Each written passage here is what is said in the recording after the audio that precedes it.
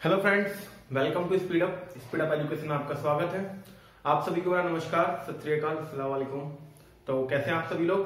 Hope so आप सभी लोग बहुत अच्छे होंगे, खुश होंगे। जैसा कि मैंने बोला है कि खुश रहिए और पढ़ाई करते रहिए।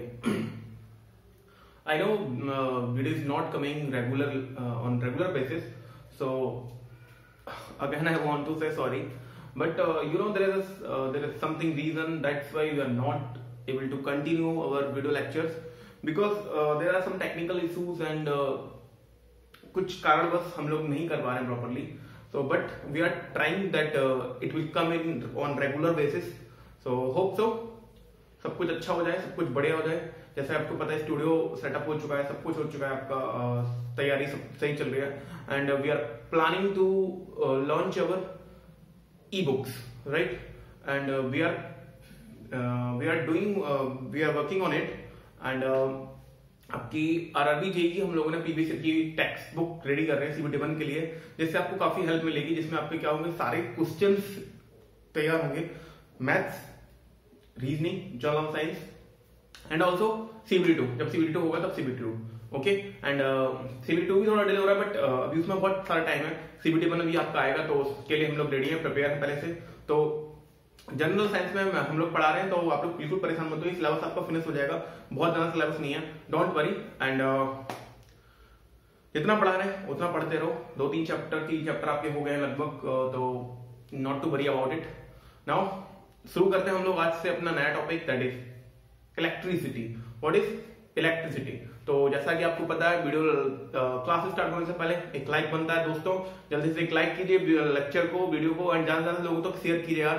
व्यूज काफी कम हो गए जैसा कि आपको पता है, तो प्लीज जल्दी से जल्दी आप लोग व्यू कीजिए वीडियो को, लेक्चर को। I know we are not regular, that's why viewers are decreasing, so not to worry about it, सब कुछ जल्दी हो जाएगा, है ना। एंड जैसा कि आपको पता है अपना टाइम आएगा, ओके। पढ़ाई करते रहिए, तो अपना टाइम आएगा दोस्तों। चलिए, आज का टॉपिक है आपका इलेक्ट्रिसिटी। क्या है दोस्तों? इलेक्ट्रिसिटी पढ़ रहे हैं हम लोग आज से, इलेक्ट्रिसिटी, राइट। तो जैसा कि आपको पता है क्लास स्टार्ट होने से पहले क्या होता है आपका daily MCQ challenge. Daily MCQ challenge, जिसमें डेली एमसीक्यू चैलेंज में आपका आज का सवाल है कि what is the unit of charge. Question है आपका पहला, what is the unit of charge. Unit of charge, charge की यूनिट क्या है? आपके ऑप्शंस हैं 1, 2, 3। आपका ऑप्शन है MU, EMU, kelvin and fourth one is coulomb. ये क्वेश्चन आपका एसएससी CHSL 2010 में पूछा गया है। तो फटाफट जल्दी से कमेंट बॉक्स में रिप्लाई करिए और बताइए what is the unit of charge. कि अभी आप चार्ज से शुरू करेंगे, हम लोग चार्ज से ही पढ़ेंगे कि इलेक्ट्रिसिटी होती क्या है, ओके। हम लोग देखेंगे इलेक्ट्रिसिटी क्या है। जल्दी से आप लोग कमेंट बॉक्स में बताइए। आज की क्वेश्चन का टेस्ट सीरीज है that what is the unit of charge. Charge unit क्या है दोस्तों? एमयू, ईएमयू, केल्विन या कूलम। तो वीडियो को पॉज करके जल्दी से कमेंट बॉक्स में बताइए, ठीक है। बता देता हूं मैं, इसका सही आंसर आपका कूलम, ओके। जब आपके चार्ज फ्लो होते हैं तो चार्ज की यूनिट क्या होती है? कूलम। चार्ज जैसे आपको पता है प्रोटॉन, न्यूट्रॉन, इलेक्ट्रॉन होते हैं। तो आते हैं हम लोग उस पर बात करते हैं धीरे धीरे, बट सबसे पहले यूनिट ऑफ चार्ज आज का क्वेश्चन हो गया आपका डेली एमसीक्यू का। चलिए चलते हैं हम लोग इलेक्ट्रिसिटी की तरफ। इलेक्ट्रिसिटी को आप लोग क्या बोलते हैं? वैद्युतिक, मतलब विद्युत की, है ना, विद्युत यानी कि लाइट, ठीक है। जबकि बिजली आती घरों में वो किससे चलती है? इलेक्ट्रिसिटी से। तो कभी सोचा है आप लोगों ने ये क्या होता है यहाँ पे, क्यों ऐसे लाइट जलती है आपकी, इलेक्ट्रिसिटी कैसे फ्लो होती है, क्या होता है इसके अंदर, क्या चलता है?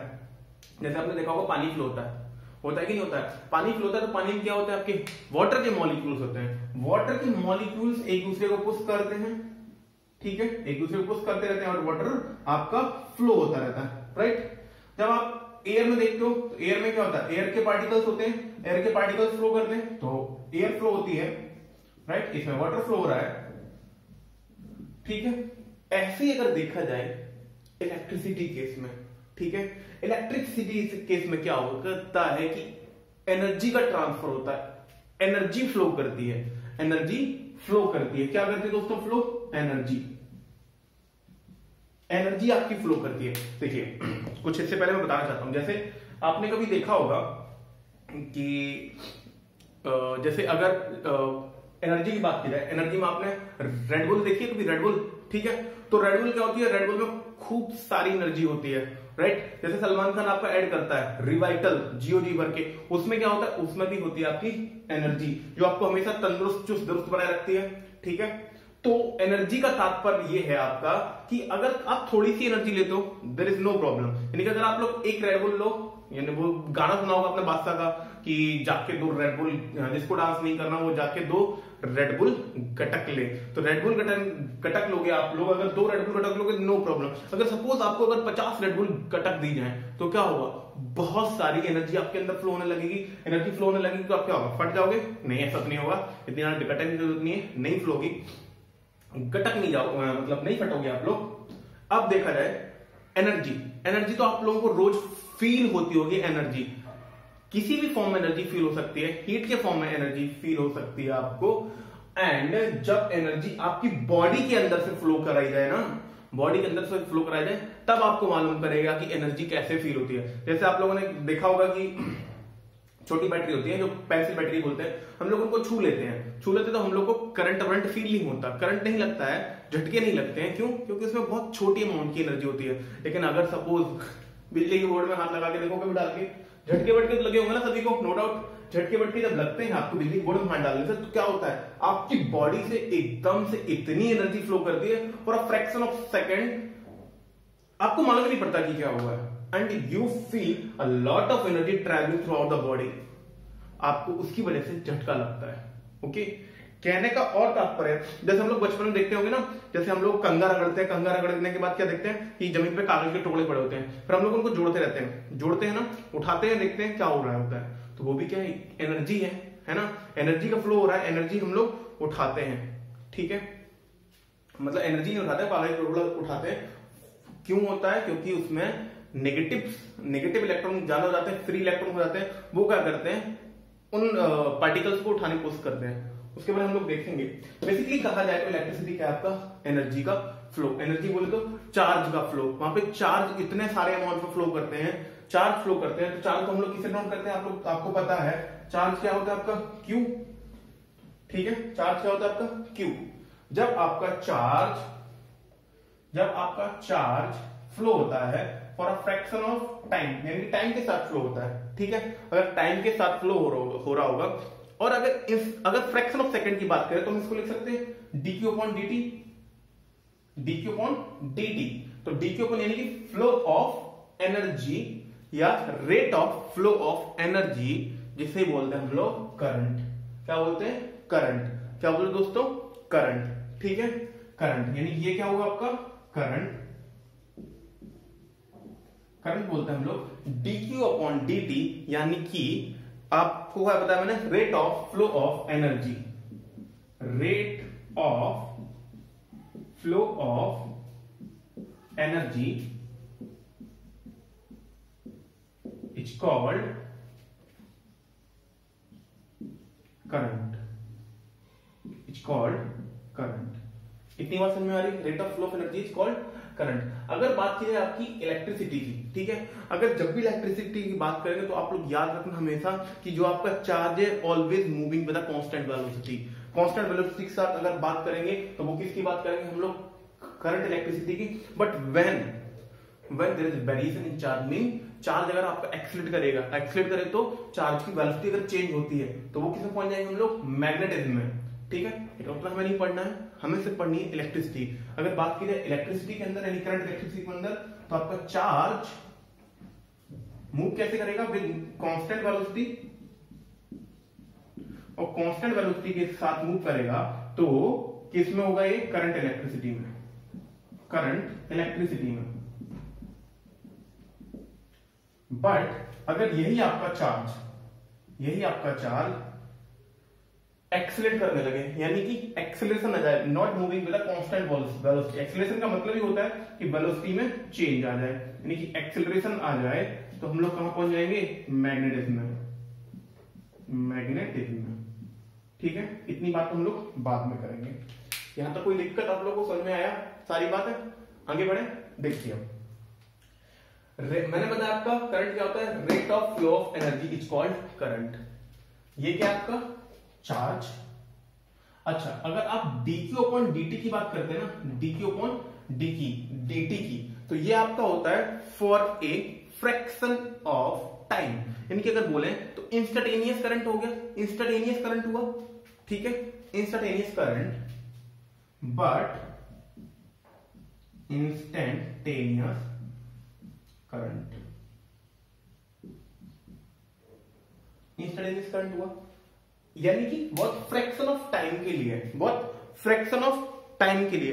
अगर टाइम इंटरवल आपका लार्ज हो जाए, टाइम इंटरवल आपका लार्ज हो जाए, तब क्या होगा, टाइम इंटरवल अगर आपका लार्ज हो जाए, ठीक है, यानी कि अगर आपका टाइम इंटरवल लार्ज हो जाए, यानी कि हम लोग खूब ज्यादा टाइम के लिए अगर देखें, ठीक है, तब उस टाइम पे क्या होता है, तो वो क्या होता है आपका एवरेज वैल्यू लेते हैं। क्या बोलते हैं हम लोग उसको, एवरेज वैल्यू। अगर हम आई एवरेज की बात करें, आई एवरेज की, तो वो क्या होगा आपका, तो ये आपका डी हो गया, ठीक है, ये आपका डी हो गया, तो वहां लेते हैं हम लोग डेल्टा। क्या बोलते हैं उसको, delta, delta Q upon delta T, that is change in charge upon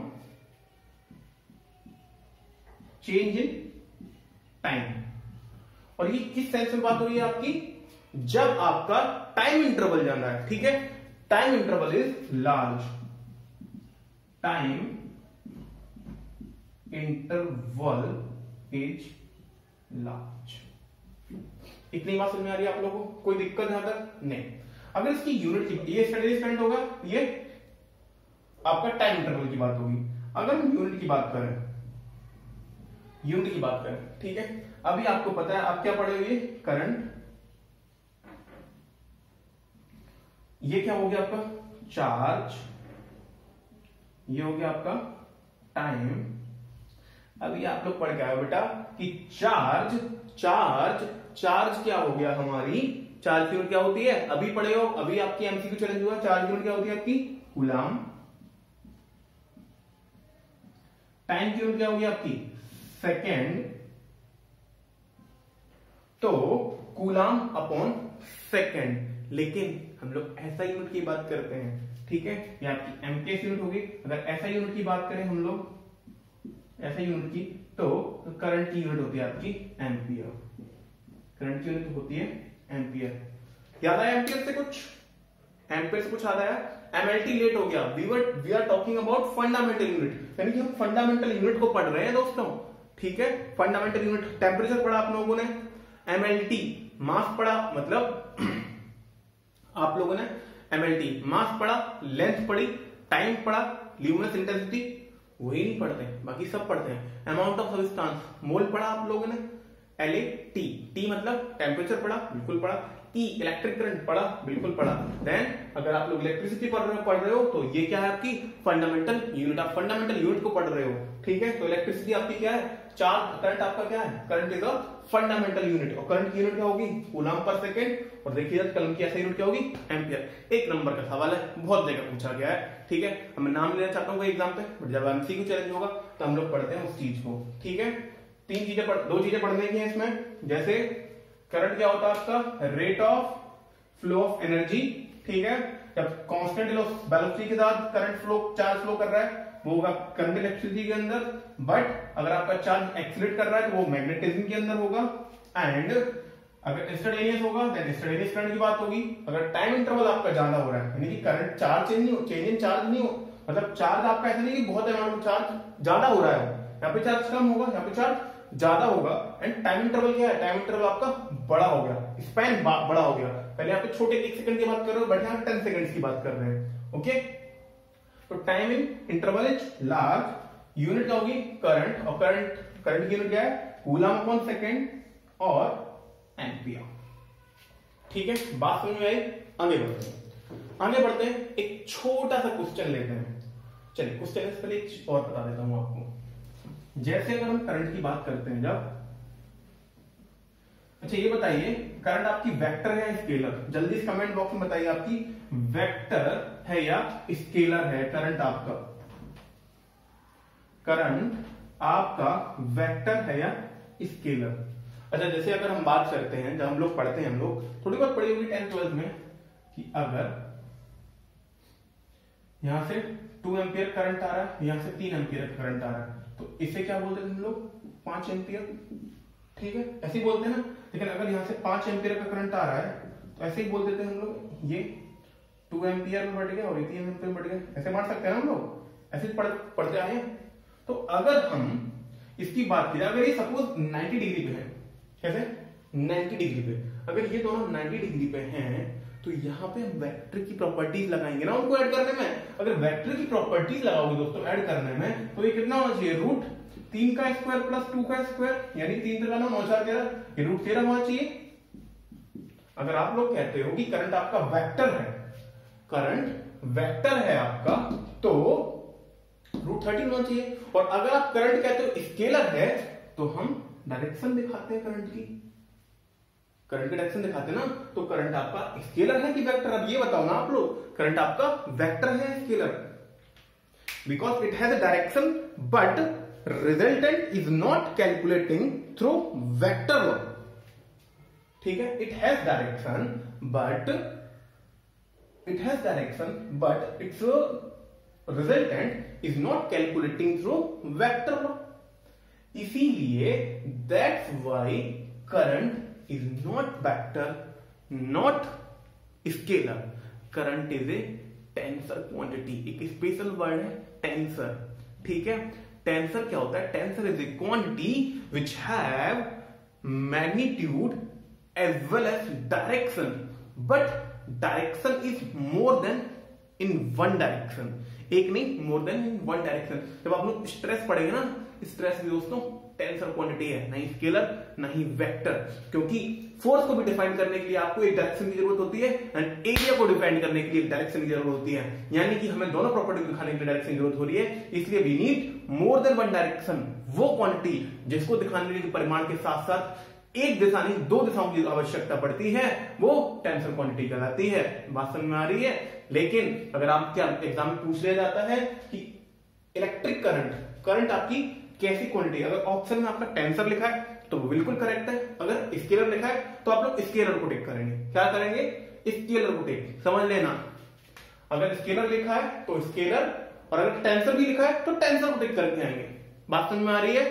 ठीक है, तो लिख लेते हैं हम लोग, it is not scalar, it has a direction. लिखो एक point, it has a direction but its resultant is not calculating through vector law। हम लोग वेक्टर लॉ से नहीं निकालना, वेक्टर लॉ से निकालते तो बेटा रूट 13 आना चाहिए था, बट हम लोग क्या लिखते हैं 3 + 2 = 5 ampere, not calculating through vector law. It is, इसलिए so therefore it is nor vector, it is sorry not scalar value, it is not scalar nor vector, but it is a tensor quantity. Tensor quantity, बात समझ में आई? It is a tensor quantity. ठीक है, यहां लिख लेना note करके, इफ एग्जाम में पूछा जाए, अगर ऑप्शन में लिख लो, यहां पे ऑप्शन में अगर स्केलर है तो स्केलर टिक करोगे, अगर टेंसर नहीं है तो। ठीक है, लेकिन अगर टेंसर है तो आप टेंसर को टिक करके आओगे। बोल ठीक है, बात समझ में आ गई? मैं लिख दे रहा हूं, आप लोग लिख लेना अपने मन से जैसे लिखना चाहें। मैं टेंसर के बारे में लिख रहा हूं। टेंसर क्या होती है? It has magnitude and direction भी होता है, but more than one direction, more than one direction. For example stress, current. कोई दिक्कत नहीं? चलिए आगे बढ़े। ओके आगे बढ़ते हैं। इस चीज को लिख लीजिए आप लोग। एक न्यूमेरिकल करते हैं छोटा छोटा, 2-3 है न्यूमेरिकल छोटे छोटे से, देख लेते हैं क्या है, आ भी सकते हैं एग्जाम में।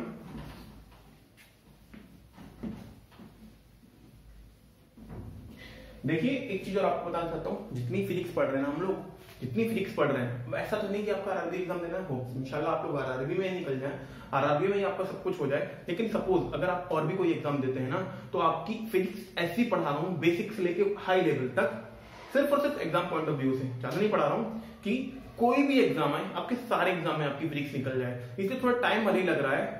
बोलते हैं कुछ लोग सर डिटेल में पढ़ा रहे हो, सर आउट ऑफ सिलेबस पढ़ा रहे हो, बेटा आउट ऑफ सिलेबस नहीं पढ़ा रहा हूँ, मैं ऐसे पढ़ा रहा हूँ कि आपका सारा की सारी चीज निकल जाए, आपको कोई भी एग्जाम में प्रॉब्लम ना आए। ओके चलिए एक सवाल लिखते हैं हम लोग। सवाल है आपका, एक current of 0.5 ampere is drawn by A current of 0.5 ampere is drawn by filament of an electric bulb for 10 minutes of an electric bulb for 10 minutes. Find the amount of charge that flows through the circuit. Find the amount of charge that flow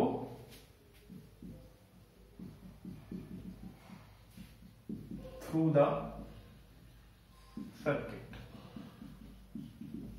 ठीक है, ये चीज पूछिए आपसे, कह रहा है कि एक करंट 0.5 एम्पियर का एक फिलामेंट जो इलेक्ट्रिक बल्ब में होता है ना, फिलामेंट लगा होता है पतला सा, उसके अंदर फ्लो कर रहा है 10 मिनट के लिए। Find the amount of charge. Simple सा सवाल है, ठीक है। I इक्वल टू क्या होता है, Q अपॉन T। सिंपल कैसे होता है, equal to Q upon T, की इक्वल टू IT ही होता है। ओके परेशान मत होना, Q इक्वल टू IT ही होता है। एक होता है आपका Q equal to NE, okay NE बताता हूं NE के बारे में भी, पहले हम देख लेते हैं। I equal to Q upon T, ठीक। Q क्या है आपका, चार्ज। चार्ज की वैल्यू पूछिए, हम लिख सकते हैं Q equal to IT। Current कितना है बेटा 0.5, टाइम कितना है 10 मिनट। गलती यही होती है, you have to change minutes in second, you can not take the value of second in minutes, that's why I am doing that numerical question. Okay तो we have to multiply 10 with 60। Now multiply 0.5 एक zero से उड़ गया, 5 6 5 30, एक zero already है, तो 3000 coulomb, sorry 300 coulomb is a right answer. ये चीज लिख लो, आगे लिखते हैं हम लोग। लिख लिया आप लोगों ने? चलिए हम लोग Q इक्वल टू एनी की बात कर रहे थे ना, Q इक्वल टू एनी देख रहे थे। N क्या आपके नंबर ऑफ चार्जेस, ठीक है, नंबर ऑफ चार्जेस। E क्या आपका इलेक्ट्रॉन, और Q क्या आपका चार्ज। ओके तो अगर पूछा जाए कि एक एवोगाड्रो नंबर में कितने नंबर, एक एवोगाड्रो नंबर ऑफ इलेक्ट्रॉन्स में, यानी एवोगाड्रो नंबर ऑफ इलेक्ट्रॉन है, तो what will be the charge, है ना। क्वेश्चन है आपका what will be the charge in Avogadro number of electron. अब पहले तो एवोगाड्रो नंबर मालूम चाहिए कि एवोगाड्रो नंबर कितना होता है, तो पता होना चाहिए एवोगाड्रो नंबर कितना होता है, 6.023 into 10 power 23, 6.023 into 10 power 23 बता चुका हूं मैं एवोगाड्रो नंबर के बारे में, ठीक है, कि इतने नंबर ऑफ एक ग्राम में, यानी एक मोल में इतने नंबर ऑफ पार्टिकल्स होते हैं। 6.023 into 10 power 23, तो Q इक्वल टू कितना हो जाएगा, N की वैल्यू कितनी इलेक्ट्रॉन की वैल्यू इतनी, यानी कि इलेक्ट्रॉन कितना होता है आपके, इलेक्ट्रॉन के पास कितना चार्ज होता है 1.6 इंटू 10⁻⁻⁹ से मल्टीप्लाई कर दो। कोई दिक्कत आएगी नहीं, बस सवाल हो गया। अगर पूछा जाए कि एक इलेक्ट्रॉन में कितने नंबर ऑफ इलेक्ट्रॉन, एक चार्ज में पूछा जाए कि एक चार्ज में कितने नंबर ऑफ इलेक्ट्रॉन्स होंगे, ठीक है। क्वेश्चन है आपका हाउ मैनी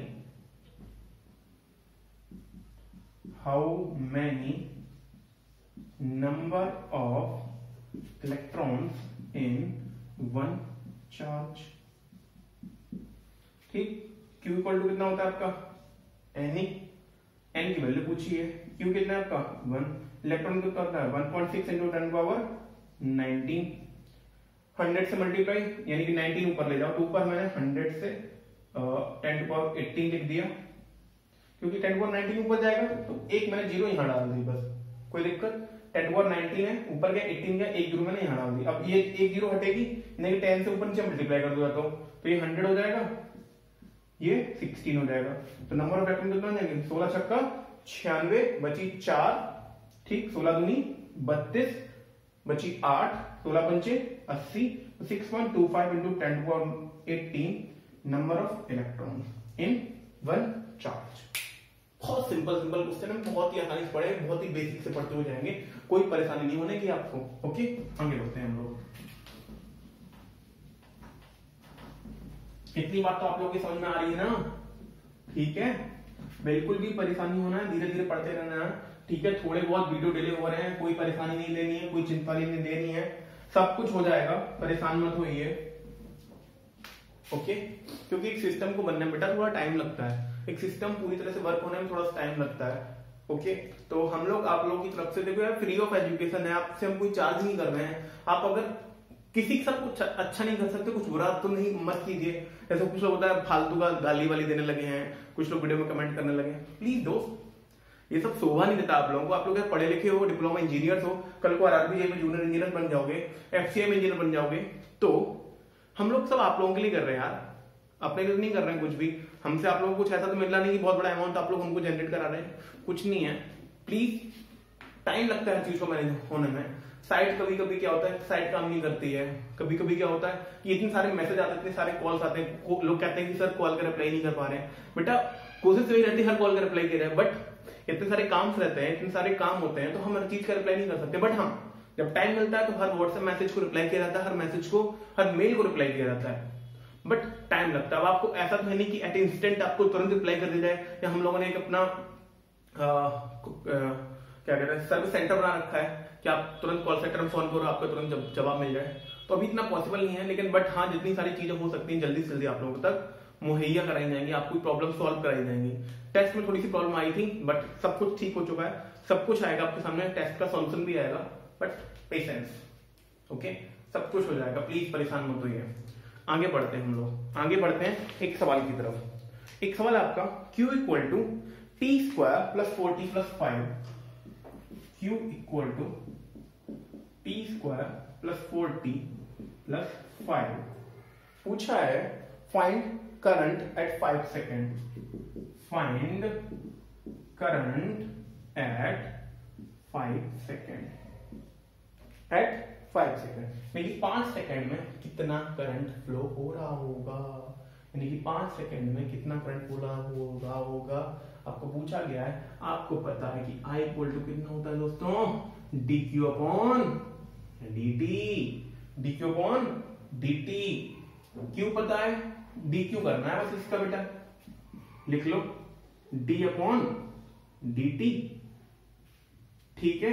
q की वैल्यू कितनी है, t square plus 40 plus 5 and at t equal to 5 second.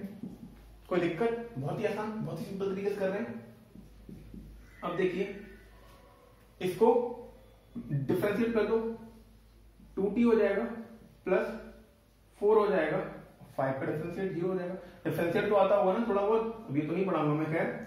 And t equal to 5 की मल्टीप्लाई कर दो बेटा, कितना हो जाएगा, 5 टू 10 प्लस 4 14। यूनिट क्या होती है, coulomb per second of ampere, तो 40 एम्पियर। तो कोई दिक्कत। अगला सवाल है आप लोगों का कि फाइंड आई एवरेज, फाइंड, एक और छोटा सवाल है, फाइंड आई एवरेज फॉर 0 से 2 सेकेंड। ये आपके लिए सवाल है, जल्दी से बताइए कि आई एवरेज की वैल्यू क्या होगी 0 से 2 सेकेंड के बीच। 0 से 2 सेकेंड के बीच में करंट की वैल्यू क्या होगी, आई एवरेज की वैल्यू क्या होगी। कुछ लोग क्या कर रहे होंगे बेटा, पहले 0 पे निकाल रहे होंगे, फिर 2 पे निकाल रहे होंगे, उससे एवरेज कर रहे होंगे। ऐसे ही कर रहे हो ना, ऐसे नहीं करना है। आपको पता है कि एवरेज क्या होता है, चेंज, चेंज यानी कि चेंज क्या, change in charge at 0 second at 2 second, change in time, change in time, time कितना चेंज हो रहा है 2 सेकेंड का, चार्ज कितना चेंज हो रहा है वो देखना है, ना कि हमें निकालना है चार्ज 0 सेकंड पे, फिर निकालना है 2 सेकंड पे, फिर उसका एवरेज करो, वो गलत हो जाएगा। ऐसे नहीं करना है। करना क्या है, i average equal to change in charge upon change in current. ठीक है, अब चेंज इन चार्ज की बात करें तो चार्ज में चेंज कितना आ रहा है आप लोगों का, देखिए चार्ज में कितना चेंज आ रहा है, Q at 0 minus Q at 2, Q at 0 at, sorry पहले 2 पे जाना होगा ना, 2 पहले आएगा आप लोगों का, Q at 2 and Q at 0, और टाइम कितना चेंज हो रहा है, T2 माइनस T0। कोई दिक्कत नहीं, Q 2 पे रखो तो 2 की वैल्यू रखोगे आप, 2 2 जा 4, 4 2 जा 8 प्लस 5 माइनस 0 रखोगे, ये 0 माइनस 5 और 2 माइनस 0। सिंपल है ना, 8 और 4 12, 12 और 5 17, या 5 से 5 की तो 8 और 4 12, और ये आपका नीचे है 2, तो 6 एम्पियर, 6 एम्पियर का करंट फॉलो होगा। ऐसे सवाल बेटा आ जाते हैं अच्छे एग्जामों में, एनडीए का सवाल था ये, ओके, तो इसलिए हल्के मिलना है सब एग्जामों के पॉइंट ऑफ व्यू से भी देख लेना थोड़ा फिजिक्स को। बाकी हम लोग देखते हैं, इतनी बात समझ में आई, कोई दिक्कत नहीं। एक और सवाल है, अब कहोगे सर सवाल क्यों करा रहे हो, बेटा थोड़ा सा कर लो जाना, कोई दिक्कत नहीं आएगी, है ना। अगला सवाल है आपका कि I equal to 40 square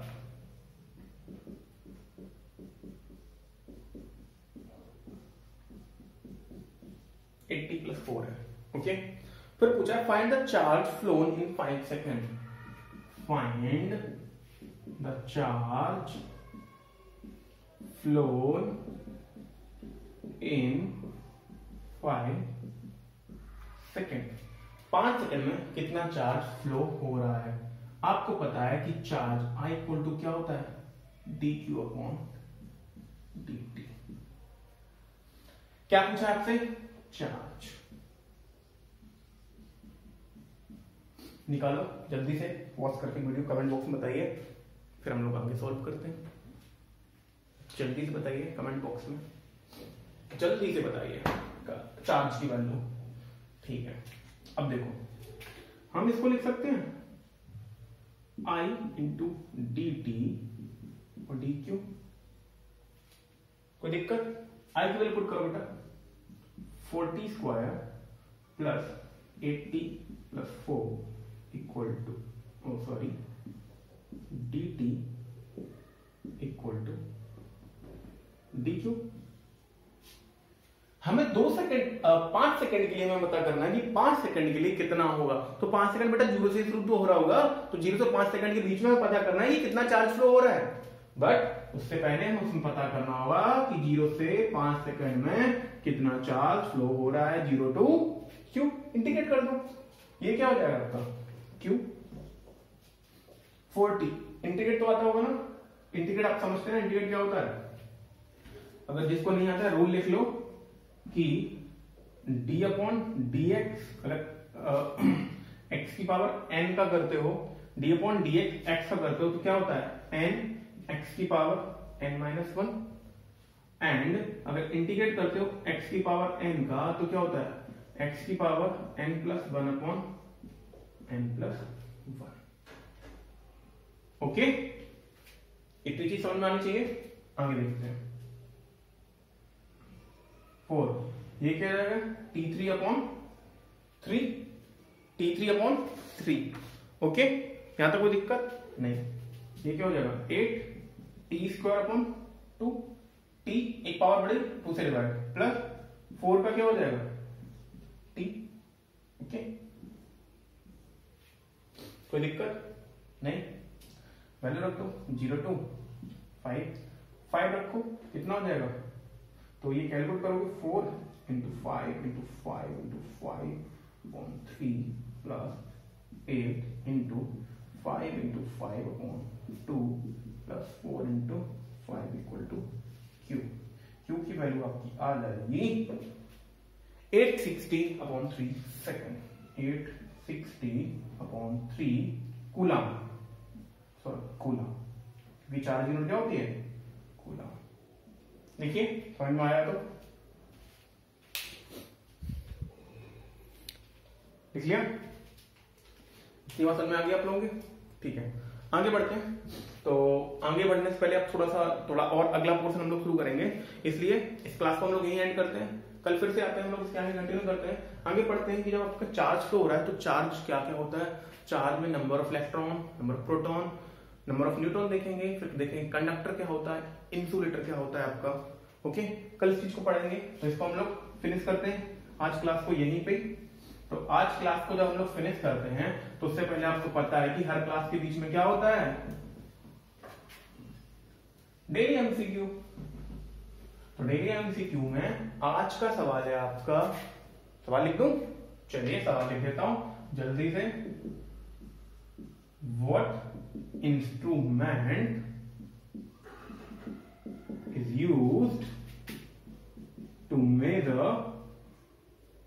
used to measure current। बहुत ही सिंपल सवाल है, आई नो सभी लोग आंसर कर देंगे बहुत ही आसानी से। ऑप्शन 1 2 3 4 लिख दूं, चलिए अमीटर, वोल्टमीटर, वोल्टमीटर, मल्टीमीटर या थर्मोमीटर। कमेंट बॉक्स में आप लोग रिप्लाई कीजिए और बताइए कौन सा सवाल सही है। ठीक है, तो प्लीज कमेंट बॉक्स में बताइए आज की क्लास आपको कैसी लगी। इलेक्ट्रिसिटी की, इलेक्ट्रिसिटी हम लोग का 2 से 4 लेक्चर में खत्म हो जाएगा, फिर हम लोग लाइट शुरू करेंगे। फिर जो भी आपके टॉपिक बचे होंगे, मैग्नेटिज्म, आपकी मैकेनिक्स बच रही होगी, यानी कि फोर्स, वर्क, एनर्जी, जो भी बच रहा होगा सब कुछ फिनिश करेंगे हम लोग जल्दी से जल्दी। ठीक है, तो कमेंट बॉक्स में बताइए आज का सवाल आप लोग जल्दी एमसीक्यू में, एंड बताइए कि आज को आपका वीडियो कैसा लगा। मिलते हैं फिर से कल यहीं पे स्पीड अप के साथ। चैनल को सब्सक्राइब कीजिए, लाइक कीजिए, लोगों तक बताइए जनरल साइंस के बारे में, फिजिक्स के बारे में, कि इसको आराम से डिटेल में पढ़ना है। Please watch on speed up education. ठीक है, मिलते हैं फिर कल। Bye bye, good night, take care, sweet dreams.